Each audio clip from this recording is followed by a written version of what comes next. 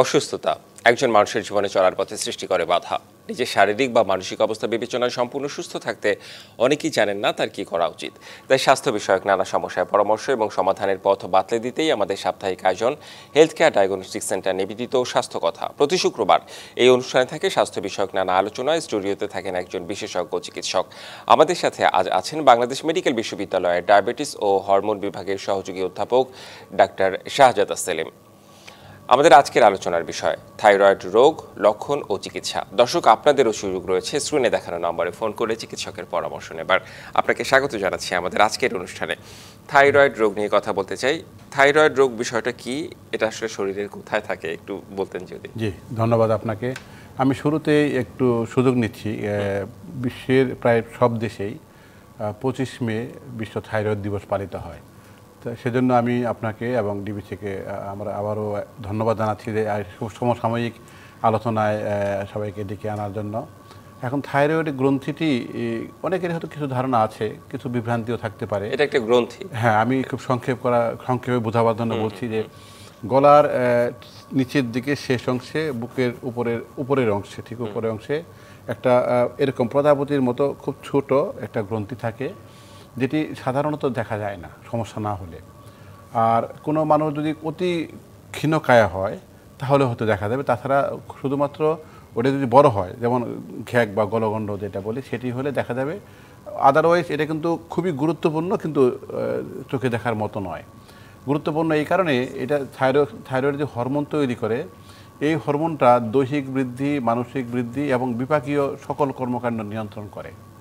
তারপরে এটা এত গুরুত্বপূর্ণ, এতটাই গুরুত্বপূর্ণ। আচ্ছা। এবং আমাদের বাংলাদেশের জন্য আরও গুরুত্বপূর্ণ। কারণ হলো, আমরা মনে হয় প্রায় সবাই কম বেশি জানি যে যদি মেধার হিসাব করি, যদি আইকিউ হিসাব করি, পৃথিবীর প্রায় সকল দেশের মধ্যে আমরা একদম নিচের লেভেলে।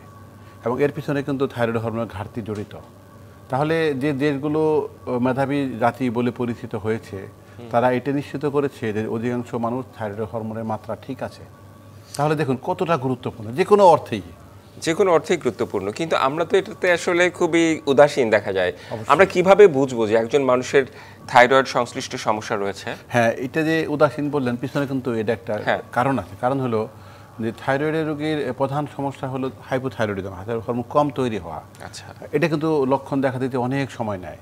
আর লক্ষণ রোগী বুঝতেও পারে না। কারণ হলো এটি যে লক্ষণগুলো, তার মধ্যে ওনার বুদ্ধিবৃত্তিক কর্মকাণ্ড হ্রাস পাবে, সেটিও কিন্তু একটি লক্ষণ।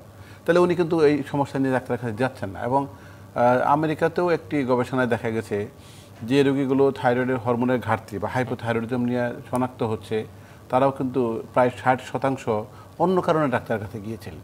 তার লক্ষণগুলো কিন্তু খুবই ধীরে ধীরে ধীরে ধীরে এমনভাবে লক্ষ্য দেখা যায় যে রোগী খেয়ালই করবেন না। লক্ষণগুলো কেমন হতে পারে? হ্যাঁ, লক্ষণগুলো বলছি। তাহলে যে কারণে যেভাবে ধরা পড়ে সেটা হলো যে অনেকেই হয়তো, মেয়েদের ক্ষেত্রে বেশি হয়, প্রায় 5 থেকে 8 গুণ।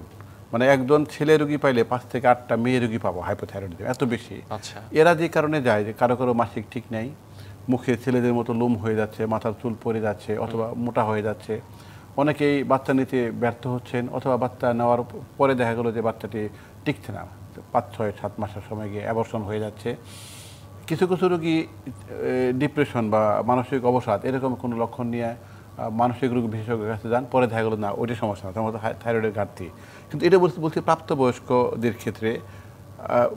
খুব একটু আগে যেটা বললাম যে মেধার সাথে সম্পৃক্ত, স্কুল কলেজে শক্তির সঙ্গে সম্পর্ক, হ্যাঁ সেটিও। আবার স্কুল কলেজে তাদের ফলাফল ভালো নয়, অথবা আগে ভালো ছিল ক্রমশ খারাপ হয়ে যাচ্ছে, এরা কিন্তু হাইপোথাইরয়েডিজমের কারণে। অনেক দেশে এরকম দেখা গিয়েছে যে চাকরি হারাবার পিছনে থাইরয়েড হরমোনের ঘাটতি একটি কারণ, যেখানে খুব তীব্র প্রতিযোগিতামূলক চাকরি, এখন কিন্তু বেশিরভাগ দেশে তাই। এবং সে ওই প্রতিযোগিতায় ছিটকে যাচ্ছে, কারণ তার থাইরয়েড হরমোন কম থাকার কারণে তার ইন্টেলেকচুয়ালিটি কমে যাচ্ছে। আচ্ছা। এটা একটা। দ্বিতীয় হলো আরেকটা, দেখেন আপনারাও নিশ্চয়ই খেয়াল করেছেন, আশেপাশে বহু ছেলে মেয়ে খুব দ্রুত বৃদ্ধিপ্রাপ্ত হচ্ছে না, অথবা একসময় বৃদ্ধিপ্রাপ্ত বন্ধ হয়ে গেছে, বামন টাইপের যেটা বলি। এরও কিন্তু পিছনে প্রধান কারণই কিন্তু থাইরয়েড হরমোনের ঘাটতি। তাহলে আবার দেখেন যে মা সন্তান নিলেন, আমরা আমাদের বঙ্গবন্ধু শেখ মুজিব মেডিকেল বিশ্ববিদ্যালয়ে যখন যেটা ছিল, এখন বাংলাদেশ মেডিকেল ইউনিভার্সিটি, সেখানে একটি গবেষণা করে প্রকাশ করেছি আমরা। সেখানে দেখা গেছে যে মারা জানতেন না যে থাইরয়েড হরমোনের সমস্যা আছে এবং টেস্ট করেন নাই, যারা সন্তান নিতে ভর্তি হয়েছেন আমাদের হাসপাতালে, সেখানেও কিন্তু আমরা 8.6% থাইরয়েড হরমোনের ঘাটতি পেয়েছি, তাহলে এখানে মেসেজটা হলো যে লক্ষণের জন্য অপেক্ষা করাটা ঠিক হবে না। যেহেতু বাংলাদেশ তীব্র ঝুঁকিতে আছে, তীব্র ঝুঁকিতে মাত্রা শুনলে চমকে যাবেন, প্রায় 82 কোটি রোগী আছে সারা পৃথিবীতে, তার প্রায় 4 থেকে 5 কোটি বাংলাদেশে, মানে সারা পৃথিবীর রোগীর 20 ভাগের 1 ভাগই বাংলাদেশ। অনেক বড় একটা সংখ্যা, বিশাল বড় সংখ্যা। এটা আপনি উদাসীন বললেন, এই উদাসীনতা কিন্তু আকাশচুম্বী আমাদের, তাহলে একশোও কিন্তু আকাশচুম্বী হতে হবে আমাদের। কিন্তু আমি একটু সুনির্দিষ্টভাবে জানতে চাই, আপনি নারীদের লক্ষণের কথাগুলো বলেছেন, তো সামগ্রিকভাবে আসলে লক্ষণগুলো কেমন হতে পারে? মানে এই সব লক্ষণগুলোই কি হবে, আলাদাভাবে কোনো লক্ষণ হতে পারে? আমাদের তো আমরা গলগণ্ড যেটা বলি, মহিলার ক্ষেত্রে যদি বলি, খুব মোটা দাগে হলে যে থাইরয়েড হরমোন যেহেতু বিপাকীয় কর্মকাণ্ড করে, তাহলে বিপাকীয় কর্মকাণ্ড কমে যাবে, মানে যা খাবে তাই শরীরে লেগে যাবে। আবার বুদ্ধিবৃত্তি কমে যাবে, উনি আগের মতো কাজ করতে পারবেন না। আচ্ছা, চামড়া মোটা হয়ে যাবে, ঘাম কমে যাবে, ঠান্ডা সহ্য করতে পারবেন না। আবার যদি থাইরয়েড হরমোন বেড়ে যায়, উল্টাটা হবে, কিন্তু অস্থিরতা হবে, যা খাবে দ্রুত হজম হয়ে যাবে, প্রচুর খাচ্ছে কিন্তু শুকিয়ে যাচ্ছে, ঘাম বেশি হয়ে যাবে, ঘুমাতে 2 ক্ষেত্রেই কিন্তু ঘুমের সমস্যা হয়। আরেকটা ঘটনা ঘটে, 2 ক্ষেত্রে কিন্তু উচ্চ রক্তচাপ হতে পারে, যদি উচ্চচাপের ধরন আলাদা, কিন্তু 2 ক্ষেত্রে উচ্চ রক্তচাপ হতে পারে। আমি প্রধানত হাইপোথাইরয়েডিজম বললাম। হাইপোথাইরয়েডিজম অনেক রোগী এত অস্থিরতা থাকবে, বুক ধরপড়ানি থাকবে, রোগী মনে করবে ওনার হার্ট অ্যাটাক করেছে। উনি হৃদরোগ বিশেষজ্ঞের কাছে যাওয়ার পরে উনি আমাদের কাছে পাঠিয়ে দিচ্ছে যে থাইরয়েডের সমস্যা। তাহলে এখানে যে জরুরি ইস্যু হলো যে এরা যে কোনো ডিসিপ্লিনের ডাক্তারের কাছে যেতে পারেন, কারণ লক্ষণটা ওই ডিসিপ্লিনের মতো মনে হতে পারে। আচ্ছা, বিষয়টা কি এমন যে থাইরয়েড গ্রন্থির যেটা রস, সেটা বেশি নিঃসৃত হলে সমস্যা, কম নিঃসৃত হলেও সমস্যা, সেই ক্ষেত্রে আসলে মানে স্ট্যান্ডার্ড কোনটা? এক্ষেত্রে আমরা থাইরয়েড হরমোনের মাত্রা যদি বুঝতে চাই, তাহলে থাইরয়েডের থাইরোক্সিন, তো ওইটা যদি ঠিক থাকে তাহলে ধরে নেওয়া যাবে যে গ্রন্থিটির ফাংশন ঠিক আছে। আবার যদি ওইটার উল্টাটা হয়, লোকজন একটু অনেকে এই টার্মটা জানেন যে টিএসএইচ কিন্তু সরাসরি থাইরয়েড হরমোন নয়। থাইরয়েড হরমোন যখন কমে যায়, ওইটাকে স্টিমুলেট করার জন্য এটা হরমোনটা বেড়ে যায়, এটা একটা ইনডাইরেক্ট প্রুফ। আবার যদি থাইরয়েড হরমোন বেড়ে যায়, অটোমেটিক্যালি ওইটা কমে যায়। তো এই জন্য আমরা 2টা টেস্ট একসাথে করি। কিন্তু মোটা দাগে যদি থাইরয়েডের সমস্যা বলি, একটা হলো হরমোন কমে যাওয়া, বেড়ে যাওয়া, গ্রন্থির আকার বড় হয়ে যাওয়া, সেটি কিন্তু হরমোন ঠিক থেকেও হতে পারে। আরেকটি হলো ক্যান্সার। ক্যান্সারটিও খুব গুরুত্বপূর্ণ, কারণ হলো বাংলাদেশে একটি সাম্প্রতিক গবেষণায় দেখা গেছে যে আমরা যে পরিমাণ ভাবতাম ক্যান্সারের রোগী কিন্তু তার চেয়ে অনেক বেশি। আগে ধারণা ছিল যে মোট ক্যান্সারের 1% কম থাইরয়েডের ক্যান্সার, এখন কিন্তু সেটা 4% বেশি। তাহলে এটা কিন্তু আমাদের একটি ভাবনার কারণ। আর ক্যান্সার যখন আলোচনার বিষয়, তখন সবসময় এটি কিন্তু একটা মারাত্মক বিষয়, এটা হালকাভাবে নেওয়ার কোনো সুযোগ নেই। আচ্ছা, আমি একটু সহজভাবে জানতে চাই, ধরেন আমার অনেক শারীরিক কমপ্লিকেশনস হচ্ছে, আমার ঘুম হচ্ছে না, কিংবা আনুষঙ্গিক বিষয়গুলো নিয়ে আমার সমস্যা হচ্ছে। ডক্টরের কাছে গেলে ডক্টর প্রথমে অন্যান্য বিষয়গুলো ডায়াগনোসিস করে, যেমন হচ্ছে আমার অ্যাসিডিটি আছে কিনা, ব্লাড প্রেশার আছে কিনা, ডায়াবেটিস আছে কিনা। থাইরয়েডের বিষয়টা কি আসলে চিকিৎসকরা মাথায় নিয়ে আসে, কিংবা পেশেন্টও কি বুঝতে পারে? এটা খুব ভালো প্রশ্ন করেছেন। এর পিছনেও একটা কারণ আছে, কিন্তু তবুও আপনার এই মেসেজটাই কিন্তু আমরা সকল চিকিৎসককে দেওয়ার চেষ্টা করছি, যে এই যে 25শে মেকে কেন্দ্র করে যে আপনি কিন্তু ওই সুনির্দিষ্ট লক্ষণের অপেক্ষা না করে টেস্ট করে নেবেন।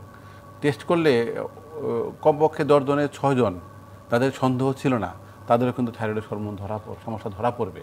তাহলে এটা কিন্তু না করার পিছনের যুক্তিটা হলো ঢাকার বাইরের শহরগুলোতে অথবা আরেকটু দূরের দিকে এই টেস্টটি করা একটু মুশকিল। আরেকটা সমস্যা হলো যে এই মেশিনগুলো খুব আপডেটেড মেশিন না হলে রিপোর্ট নিয়ে একটু ঝামেলা হয়। আবার যদি রোগীর পক্ষ থেকে বলি যে এটি কিন্তু খুব সস্তা টেস্ট নয়। যদি সরকারি এভাবে করে কেউ FT4 TSH বা অনেক সময় থাইরয়েড অ্যান্টিবডি টেস্ট করতে হয়, সেখানেও 1200-1300 টাকা, বেসরকারিতে 2000 থেকে 3000-এর মতো। তাহলে ওই অনেকগুলো টেস্ট, অনেকগুলো দাম, এই বিবেচনা করে অনেক সময় গেলে কম করা হয়, কিন্তু কাজটা আসলে ঠিক হবে না।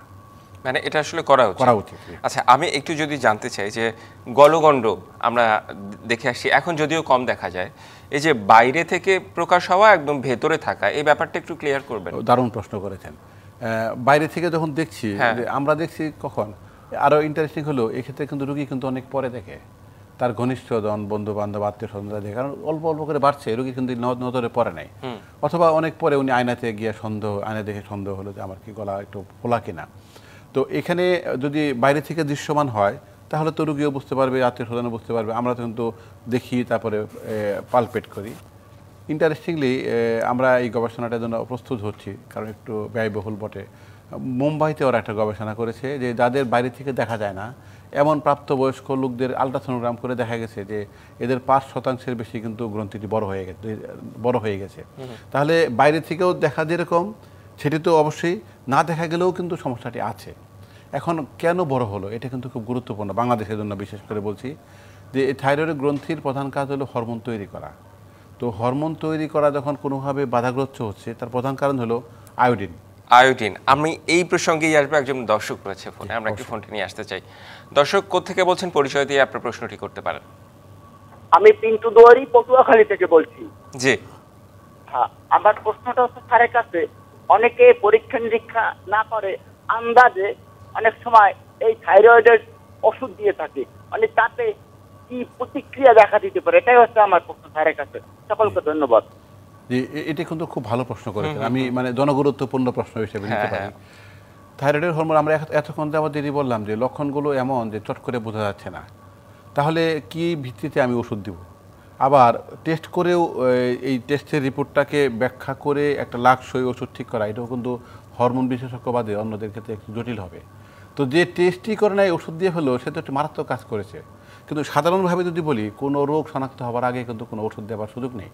যেমন জ্বর হলে প্যারাসিটামল খেতে পারবে খালি তাপমাত্রা কমাবার জন্য, কিন্তু জ্বর যে কারণে হয়েছে সেটা ভাইরাল ফিভার হোক, সেটা ব্যাকটেরিয়াল হোক, সেটা অন্য যে কোনো কারণে হোক, সুনির্দিষ্টভাবে আমাকে জানতে হবে, সুনির্দিষ্ট ওষুধ দেওয়া যাবে। আচ্ছা, তো এই যে হরমোনটা দিচ্ছি এটা তো কিন্তু খুব ব্যাপক প্রভাবশালী হরমোন, এবং এটা তো আমরা জানি না যে কম না বেশি, মাত্রাটা কেমন। প্রভাবশালী হরমোন, আমি ওর হরমোনের মাত্রা না জেনে দিতে পারবো, এটা তো মারাত্মক একটি ঘটনা হলো।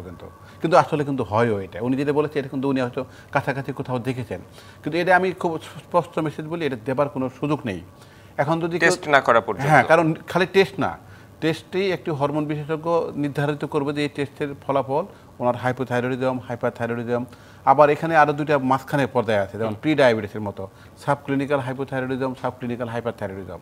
তো সেগুলোতে কিন্তু অনেক ক্ষেত্রে ওষুধ লাগেও না, খালি আমরা ফলো আপ করি।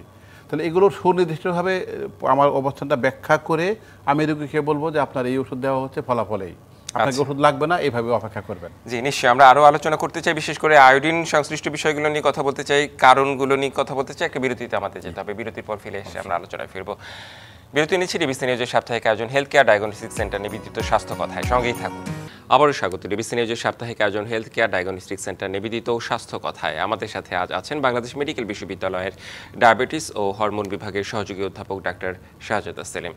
আমাদের আজকের আলোচনার বিষয় থাইরয়েড রোগ, লক্ষণ ও চিকিৎসা। বিরতির পর আবারও আপনাকে স্বাগত জানাচ্ছি। আয়োডিন নিয়ে আপনি একটু বলছিলেন, আয়োডিন কি কোনোভাবে সম্পৃক্ত থাইরয়েডের সাথে? জি, খুব গভীরভাবে সম্পৃক্ত। সেটা হলো যে থাইরয়েডের হরমোন তৈরি হয় তার কিন্তু একটাই কাঁচামাল, সেটা হলো আয়োডিন।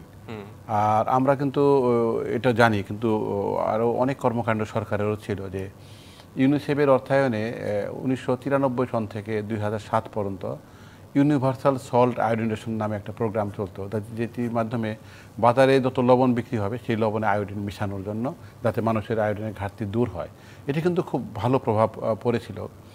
এটি যেমন আপনি একটু আগে বলেন যে আগে গলগণ্ড রোগী অনেক বেশি দেখতাম, এখন কমে গেছে, এটা কিন্তু ওর প্রভাবে কিন্তু। কারণ এই যে গ্রন্থিতে হরমোন তৈরি করে যখন আয়োডিন কাঁচামাল না পাচ্ছে, তখন গ্রন্থিটি নিজের সক্ষমতা বাড়াবার, মানে আকারে বড় হয়ে হরমোন তৈরি বাড়াবার চেষ্টা করতো। তো একটা কোষ দুটা কোষ করে করে কিন্তু গ্রন্থিটি বড় হয়ে গেল, তখন দৃশ্যমান হয়ে যেত। তো এটি কিন্তু যখন আমরা বাইরে থেকে আয়োডিন পাচ্ছি, প্রধানত লবণ থেকে, তখন কিন্তু ওই চাহিদাটা কমে গেল, মানে গ্রন্থি বড় হওয়ার দরকারটা কমে গেল। এটি প্রথমে যদি আমি 50 বছর 100 বছর আগের যাদের হাইপোথাইরয়েডিজম, মানে থাইরয়েড হরমোন কম তৈরি হতো, তার প্রধান কারণ ছিল কিন্তু আয়োডিনের ঘাটতি। কিন্তু ক্রমশ কিন্তু এই দৃশ্যপট চেঞ্জ হয়ে গেছে। চেঞ্জ হয়ে এখন যেটা হয়েছে, এখন অধিকাংশ রোগী কিন্তু আয়োডিনের ঘাটতিতে এটি হচ্ছে না, বরং অটো ইমিউন কারণে হচ্ছে। অটো ইমিউন কারণ হলো দেহের কিছু কোষ আর কিছু কোষের এগেনস্টে কাজ করে। এখানে থাইরয়েড ফলিকল, যেটি থাইরয়েড হরমোন তৈরি করে, এর এগেনস্টে আবার দেহের আরও কিছু কোষ কাজ করছে। এই যে যুদ্ধ হচ্ছে, যুদ্ধের ফলাফল হলো যে এই ফলিকুলার সেলগুলো ক্রমশ সংখ্যায় কমতে কমতে একসময় নিশ্চিহ্ন হয়ে যাবে, এবং ওই লোকটি তাহলে কিছু কিছু করে থাইরয়েড হরমোন বাইরে থেকে নিতে হবে, এবং এক সময় গিয়ে পুরোটাই বাইরের হরমোনের উপরই উনি নির্ভরশীল হয়ে পড়বেন। তাহলে এখানে কিন্তু আরেকটি ঘটনা দেখা দিচ্ছে যে এই যে অটো ইমিউন অ্যাক্টিভিটি, আবার থাইরয়েড হরমোনের পর্যাপ্ততার জন্য যে আমরা আয়োডিন খাচ্ছি, তো সেটিও কিন্তু কারো আয়োডিন আগে থেকে ভালো ছিল সেও খাচ্ছে, যার ঘাটতি ছিল সেও খাচ্ছে, যার একটু বেশি ছিল সেও খাচ্ছে, যার একটু কম ছিল সেও খাচ্ছে। তাহলে যার আগে খুব ভালো ছিল সে বাইরে থেকে এই আয়োডিনযুক্ত লবণ খেয়ে কিন্তু বেড়ে গেল, এটি কিন্তু আরেকটি সমস্যা তৈরি করছে। আবার যার কম ছিল তার কিন্তু অনেক লাভ হয়েছে। তো বেশিরভাগ লোকেরই কম ছিল, তাদের লাভ হয়েছে। এখন বাইরের এই আয়োডিন কিন্তু এই অটো ইমিউনিটিকেও আবার স্টিমুলেট করতে পারে। তাহলে দেখেন এটা কিন্তু একটা সাঁড়াশি আক্রমণের মতো ঘটনা ঘটছে আয়োডিনের মানে গ্রন্থিটির উপরে। তাহলে এখানে আমাদের মানুষের তো বোঝার ক্ষমতা নেই, কিভাবে আসলে ব্যালেন্স করবে। সরকার কিন্তু বোঝার চেষ্টা করছে, আমরা সরকারকে প্রতিনিয়ত এই তথ্যগুলো দিচ্ছি। আমি একটা গবেষণার জন্য অনেকদিন থেকে ট্রাই করছি, সরকার হয়তো এক সময় করবে, প্রস্তাব দেওয়া আছে। সেটি হলো যে আমরা প্রতিটি এলাকার মানুষের বর্তমানে আয়োডিনের মাত্রা জানতে চাই। তারপরে কিন্তু মানে পলিসি নীতি নির্ধারণী কর্মকাণ্ড ঠিক করা যাবে যে আমরা কিভাবে কতটুকু আয়োডিন লবণে মিশাতে বলবো। আরেকটি মেসেজ এখানে এই সুযোগে বলতে চাই যে বাংলাদেশে কিন্তু বিস্তীর্ণ সমুদ্র সৈকত আছে, আমরা ওখান থেকে লবণ তো ওখান থেকে তৈরি করি, সামুদ্রিক মাছ পাই, সামুদ্রিক আগাছাও কিন্তু পাই, কিন্তু আমরা কিন্তু খেতে অভ্যস্ত নাই। যদি আমরা এখানে খেতে অভ্যস্ত হই সামুদ্রিক মাছ এবং সামুদ্রিক আগাছা, তাহলে কিন্তু আয়োডিনের ঘাটতি অটোমেটিক্যালি পূরণ হয়ে যাবে। তাহলে এটা কিন্তু খালি আমরা রপ্তানি করছি, নিজেরা খাচ্ছি এরকম ঘটনা কিন্তু বেশি নয়, খাওয়াটা উচিত।